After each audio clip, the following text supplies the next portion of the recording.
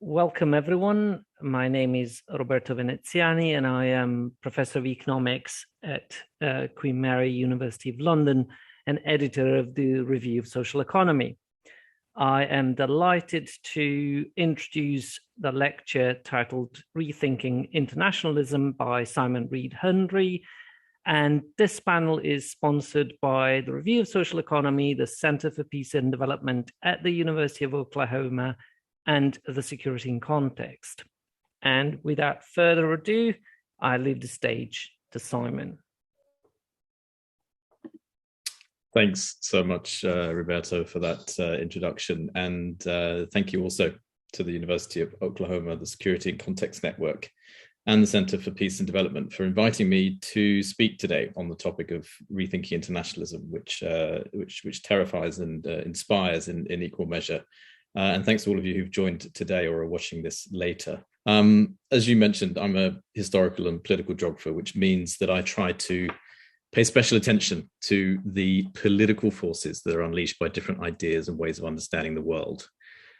The discipline of geography is not only the study of the world as we inherit it, however, it's an examination also of what we might best do with those facts. You might say that if history is the accumulation of human experience upon the earth as our home, then geography is the house. It's the walls around events that define their scope and gives them meaning and resonance. It's the structures that we as individuals and societies are given to work with. And it's the values that we absorb and forge in light of all those changes. To be a geographer, as Neil McGregor puts it, is to ask, what does the world look like if you are someone else? And it's also to ask, I think, what might the world look like if other people had got to decide?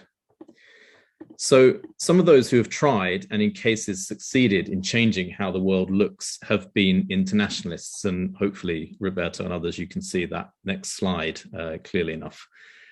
My particular interest in rethinking internationalism today comes from this comparative point of view. These are not perhaps the best times to be advocating for the importance of a renewed internationalism. We have, of course, the war in Ukraine. We have the legacy still of the Trump years. We have the legacy of the 9/11 wars before that, and the failure still to sufficiently address climate change. What there was in Paris that was promising was revealed COP26 last year to have been promising only of a sort. So these are not the best of times really at all, but then they're not perhaps the worst of times either, because more and more we are seeing examples of countries and movements and individuals reaching for some form of internationalism that can answer the challenges of the moment, be it the attempt to establish a multilateral funding arrangement, COVAX, to secure vaccines and to ward off vaccine nationalism, be it the efforts of the WHO to sign a pandemic treaty, be it the rise of international courts and a quasi-international judiciary, the solidarity shown by countries in sending materiel and taking in refugees from Ukraine, or even, as the Chinese government would probably argue, the internationalism of its own Belt and Road Initiative. Now, of course, not all of this is new. When Spain was at civil war in the 1930s, other countries responded with international brigades. The Cold War of the 1960s and 1970s was replete with revolutionary internationalisms of various stripes as well. So internationalism then has been an important, if until recently, relatively understudied concern since its emergence in the 19th century. And internationalism is not always progressive either. In international solidarity, Europeans are today welcoming refugees from Ukraine, and many European countries likewise welcomed refugees from Syria in 2015. But not all did, and some, the UK, for example, have adopted internationalist postures precisely so as to keep refugees out, proving in this case that global Britain and Brexit Britain can work seamlessly intact with one another, as the current British government's recent proposal of a scheme to relocate some asylum seekers to Rwanda. And Europe too has a long track record of not dissimilar deals with North African countries. So it matters not so much whether internationalism of one or other sort is alive and well today, it matters rather which internationalisms are alive and well. It matters how we think about the history of internationalism from which they emerge, and it matters whether we are able to reimagine from out of those experiences new possibilities for internationalism going forward. And in a very simplified way, that's what I'm going to try and talk through today. So firstly, what is internationalism then? Is it this? This is Per Krog's mural that hangs above the United Nations Security Council chamber. The story, in effect, of the re-emergence of the phoenix of liberal society after the War of 1945 and the rebuilding of the world in its order. Is internationalism this? This being a cartoon rendering of the discourse around WikiLeaks at the time, which was, some of you may recall, deemed to be something which was destroying the political fabric and trust in governments and society, when, of course, other activities more overtly were doing the same thing. Or is it this, which is perhaps more of the current moment and a reminder that internationalisms take many different forms? There is actually no either or answer, of course, since precisely one of the things that makes internationalism so rich is the convergence of different ways of thinking about the same problem or challenge.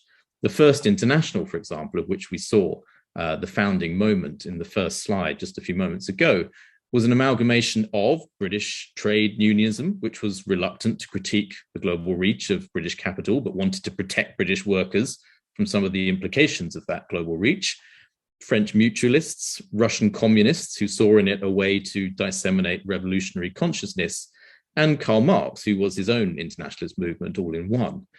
Hence, the only proper way of answering this question is historically, to look at the formation of that first internationalism and other internationalisms in the 19th century, and to ask what forces led people to seek to pursue politics beyond the nation state. We'll come to this in a moment. But a simpler place, an even simpler place to start, can be to separate internationalism from what it isn't, and a few clarifications to get right at the start then. Firstly, internationalism is not itself a particular claim about how the world should be, as, for example, cosmopolitan democracy is, the idea that the world should be democratized at some transnational scale. Internationalism is not either an account of how the world is, such as realist international relations offers, something which emphasizes the fundamentally competitive nature of national interests in international relations. And internationalism is not geopolitics either. Geopolitics, as Jerry Cairns reminds us, is a discourse that describes, explains, and promotes a particular way of seeing how territorial powers are formed and experienced. Geopolitics is what we're seeing in Ukraine right now.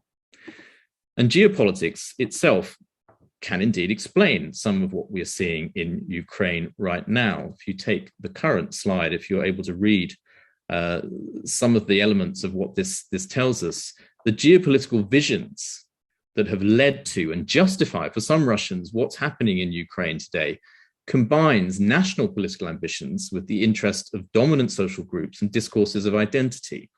This is how geopolitics works. It's a vision for how the world should be ordered, including by force.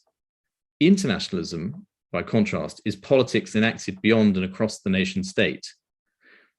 But geopolitics and internationalism can't be entirely separated either, just as internationalism can't be separated entirely from claims about how the world should be or accounts of how the world is. All internationalisms develop in the context of one or other prevailing geopolitical order, sometimes in pursuit of it, usually against some aspect of it, and they must articulate their political vision in relation to those existing geopolitical realities.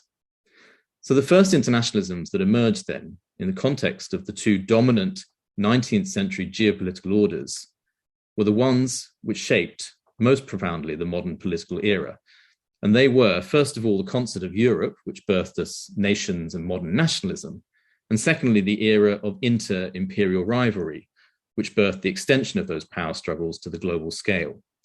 So just to very briefly offer you an overview of what they each were, the concert of Europe, first of all, was a period in which the great powers agreed to prevent another Napoleon, the great European powers, that is, and to preserve their own territorial order.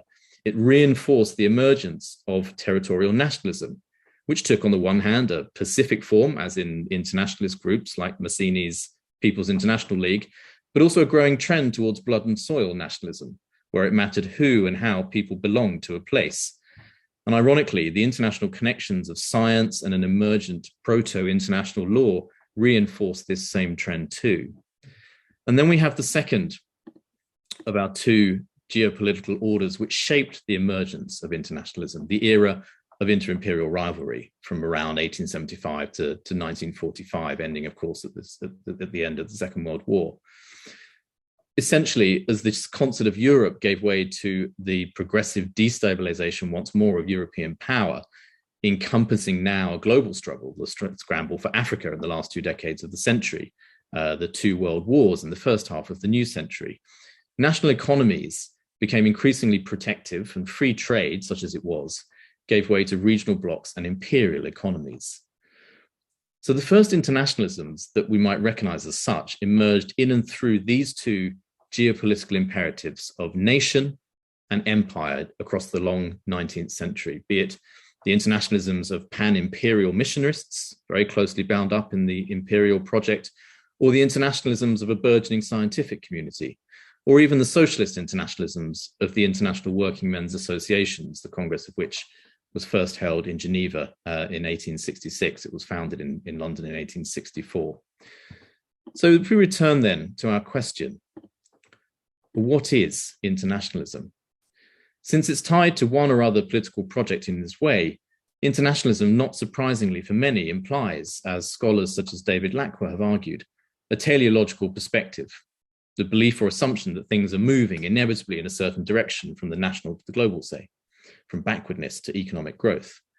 Moreover, as Lackwell notes, in the context of great social upheaval during eras such as the Industrial Revolution, or for that matter, our own, the notion of a purposeful and continuous development towards international community offers a promise of stability.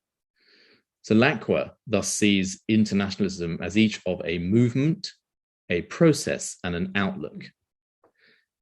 Internationalism can be a movement, such as global civil society, usually exercising citizen oversight of transnational and supra-democratic arrangements, such as the proliferation of special issue funds that have grown up in recent years to fill the gaps in our existing efforts to fund common interests, such as global public goods.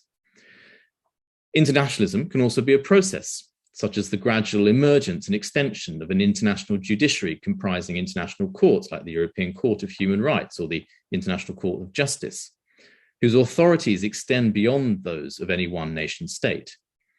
The roots of this process go back decades to the emergence of an international movement around human rights, which became critical in the emergent international politics that was pursued in the 80s and 1990s.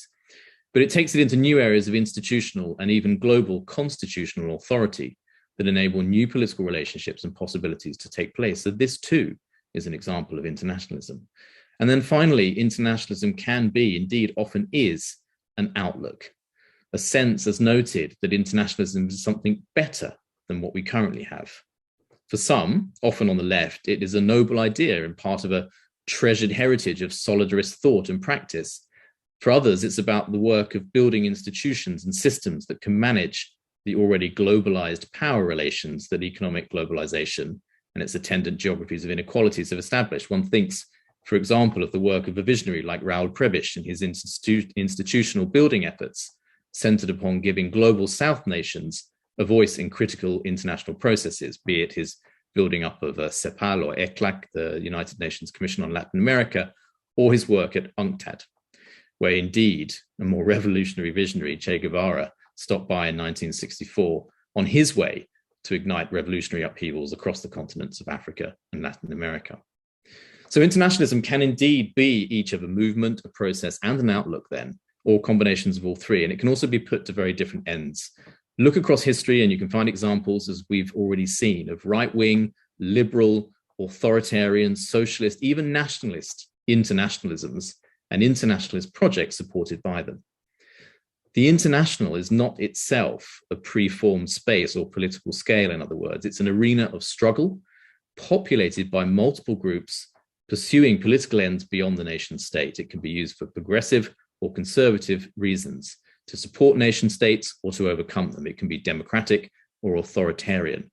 These groups are not just state-based actors, but they include as well multilateral organizations, civil society, as we've mentioned, transnational NGOs, protest movements, all of which have assumed a role in shaping the history of internationalism. In other words, to return to our earlier question, all three of these forms of internationalism exist.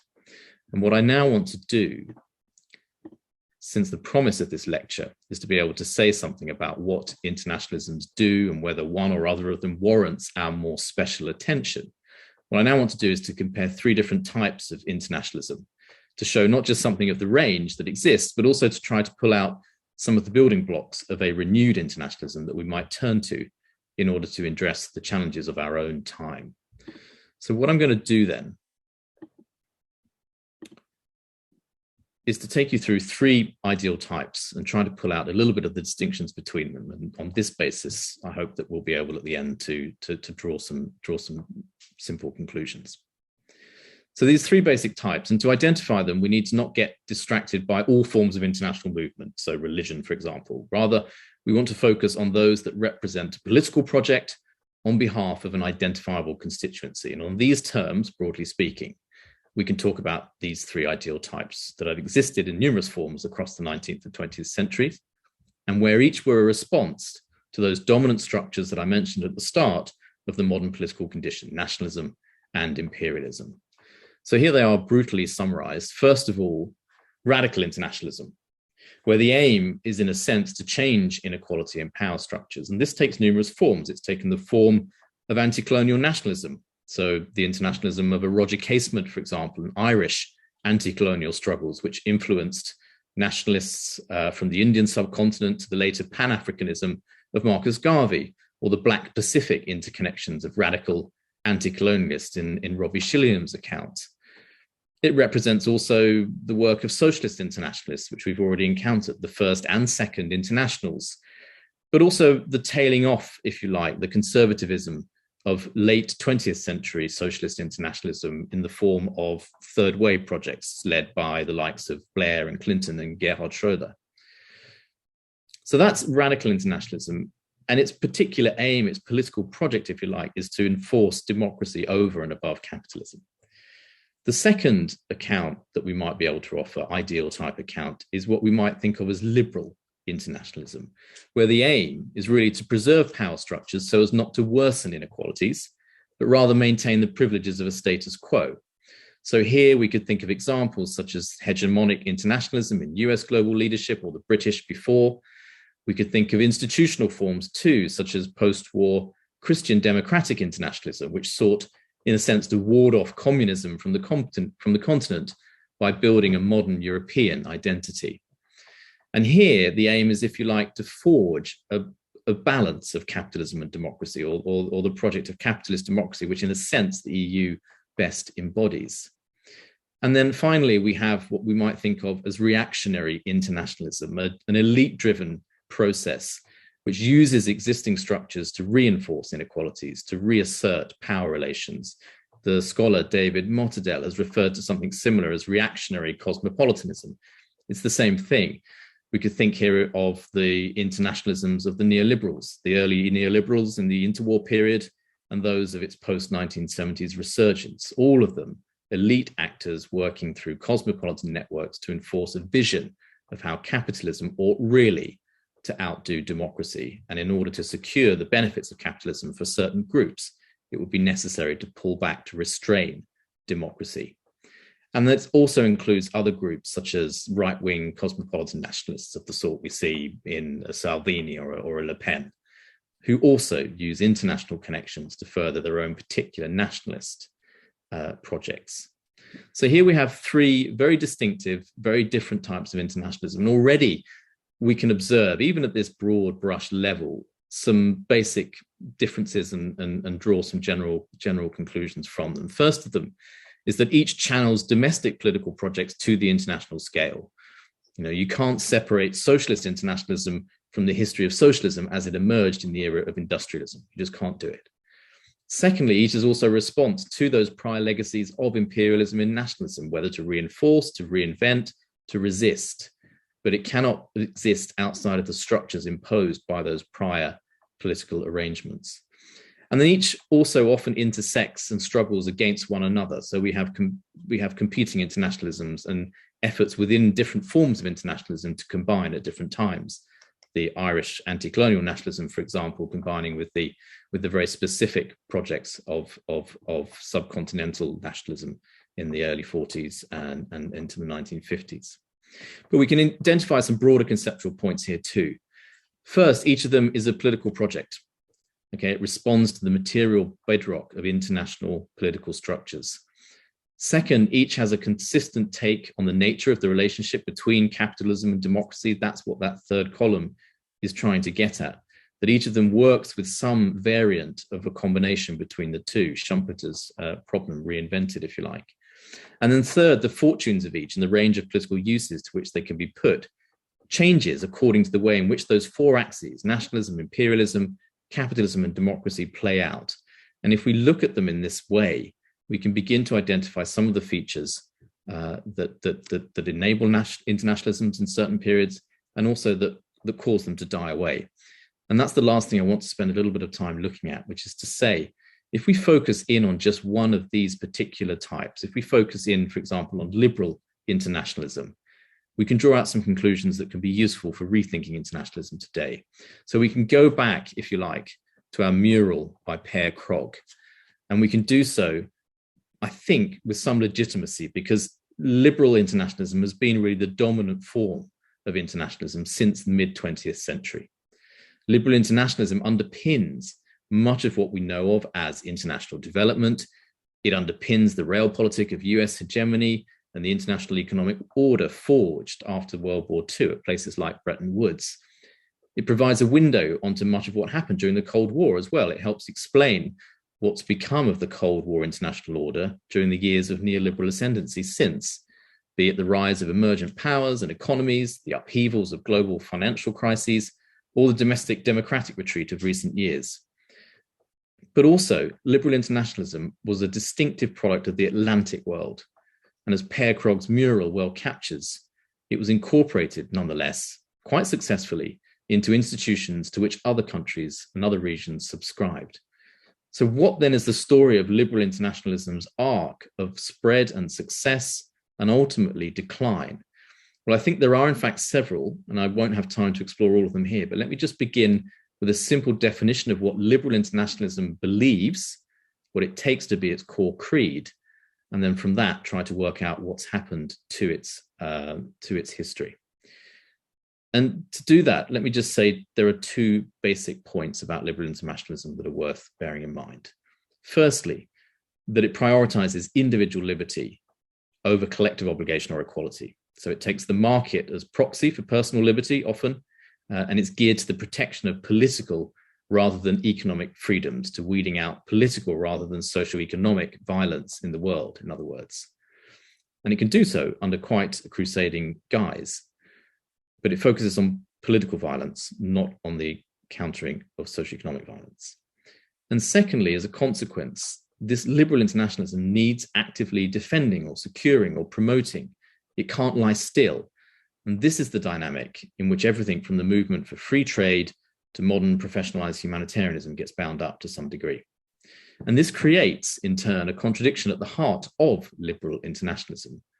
Here is a form of internationalism that purports to assist all those who sign up to its core political project of maximizing individual liberty, but which goes about achieving that through the erosion of structures of equality until such a point where the freedoms it cherishes have no soil in which to grow.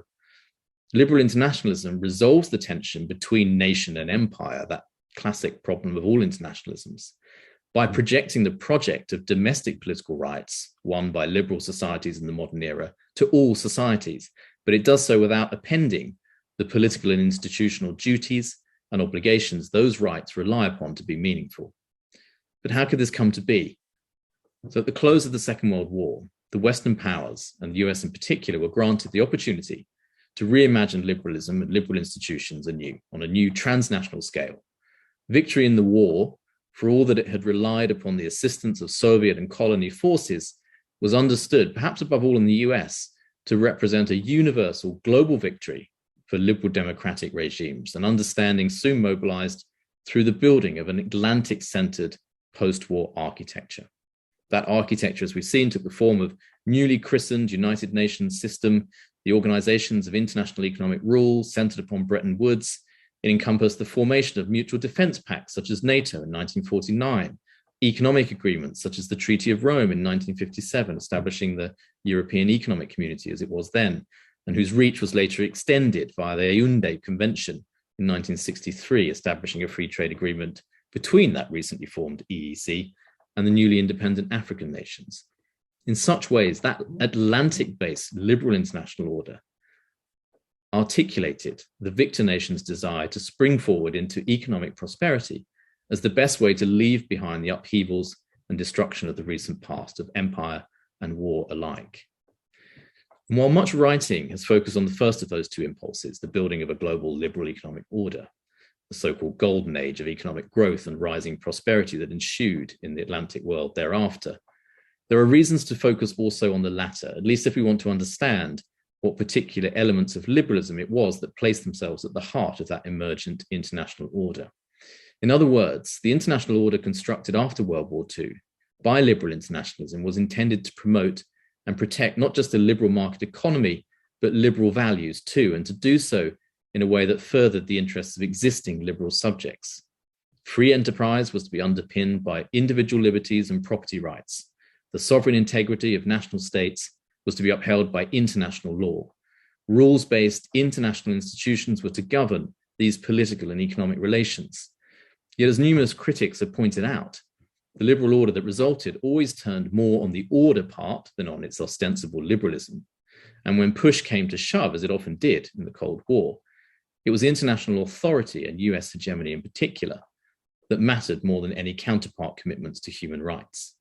Arguably, therefore, the liberal international order has never been either as liberal or as openly internationalist as its proponents like to claim, even during the post-Cold War years of the so-called democratic peace.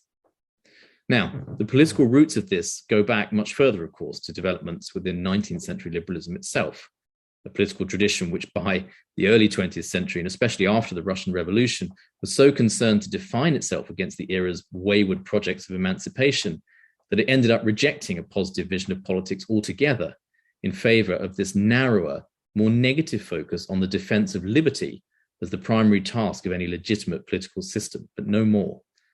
Such a minimalist vision was inherently vulnerable to alternatives that sought to do more. Such a minimalist vision required securing by means of force as well. Hence, President Truman's Four Freedoms speech of 1945, delivered just a few months before war's end, which framed this new internationalism as a largely negative enterprise based upon the core freedoms of speech and of religion, and of freedom from want and of freedom from fear. Truman's international agenda also fired the starting gun for a newly internationalist policy waged by the United States in pursuit of those four freedoms, hegemony and liberal enterprise going together, and which would gradually lead the United States into escalating security commitments spanning the globe. So liberal internationalism then thus relied in practice on both developmentalism and militarism, with liberal freedoms prioritized over democratic equality in both. But liberal internationalism also shaped the domestic politics of the time, the post-1945 era as well. Even in the US, the hegemonic center of late 20th century liberal internationalism, track forward to the mid-1960s, and you have someone like Arthur Schlesinger Jr., intellectual at large within the Kennedy administration, increasingly convinced of the fact that, to quote his biographer, man's wickedness made government both essential and dangerous. Track further forward to the post-Cold War era of humanity law, of rights-based conventions and humanitarian interventions, and you have a world in which responsibility to protect doctrines seek to justify the deployment of military power abroad in the name of abstract freedoms, whose material existence is simultaneously undermined by structural economic injustices, where poverty reduction and leveling up the poor to a minimal poverty line, $1 a day, come before taxes on wealth and redistribution between regions and classes. And it's here that we can begin to understand how the paradox at the heart of liberal internationalism drives it forward to the upheavals of today, because liberal internationalism, product of the Atlantic mid-century, was forged not only amidst the political imperatives of the Cold War, of Vietnam, of civil rights, and so on. It was also framed under the increasingly promising star of maximal equality, as the Western nations rebounded from the Second World War into 3 decades of economic growth and prosperity. Facts which made those hegemonic assumptions that the Western recipe for how to combine capitalism and democracy was one the rest of the world need only adopt to benefit from. This is the hubris that returns to haunt us today, because ever since the 1970s, we've been experiencing greater inequality domestically again, and an increasingly uneven world requires something more than commitments to minimal universal rights. This is the challenge that today confronts this dominant form of internationalism that we've seen in our lifetimes. And it's this that requires us to try to rethink internationalism in light of our own 21st century needs and challenges. And so let me end by recapping and projecting forward a little of the implications of some of these insights. Firstly, to recap, liberal internationalism won through in the second half of the 20th century because it offered the easiest, indeed a politically minimalist route to solving the challenge of how to combine capitalist globalization and democratic stability in a world shaped by the twin legacy of nationalism and imperialism. But today, liberal internationalism is a form of internationalism that's causing its own problems. And these stem from the longer-term consequences of that politically minimalist take on what societies need to thrive. Liberal internationalism has enabled the hollowing out of national democracy in the name of economic productivity. It's also prevented us from democratizing the economic relations of globalization.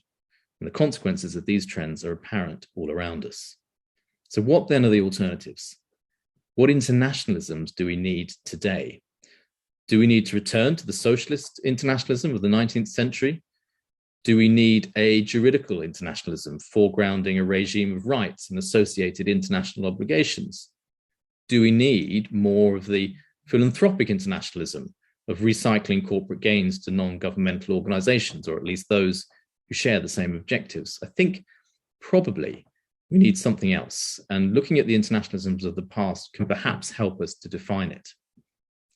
Liberal internationalism, as we've seen, sought to embed liberal ideology in a system of like-minded national states. But this strategy ebbs with the times and overlooks that the structural inequalities liberal internationalism itself creates undermine the voluntarism it requires, the participation it requires. Today, we need a separate approach. We need to separate ideology from political territory. Russia's war on Ukraine shows that can be hard, but the response also shows that it's possible. This would mean an internationalism that starts within a civic democratic frame, not a national democratic frame, one which works through national institutions and national governments as the democratic base and institutional building blocks for a civic internationalism. Such a civic internationalism would represent an internationalist response to the needs of the present, not the ideologies of the past. We might allow within it, like President Wilson, that there are moral imperatives driving international cooperation, but these imperatives should be derived not from the preferences of any one nation or class as in the past, but from the duties we derive by virtue of our shared occupation of the earth.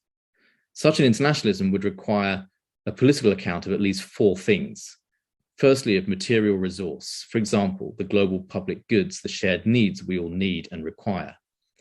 Secondly, of political structures, for example, the strengths and weaknesses of existing multilateral arrangements. Thirdly, of values, of shared weak universals, be it human rights or the common need for trust. And finally, of power, of collective action, of what it takes to cooperate. Game theory tells us that unless we cooperate, everyone loses out, the so-called Nash equilibrium. But politics is not a one-off game, and nor is internationalist politics bound to the rules of the past. There are new global needs around which it can develop new positions. There are working agreements upon which it can build. There is diplomacy and the possibility for repeat play, learning from mistakes.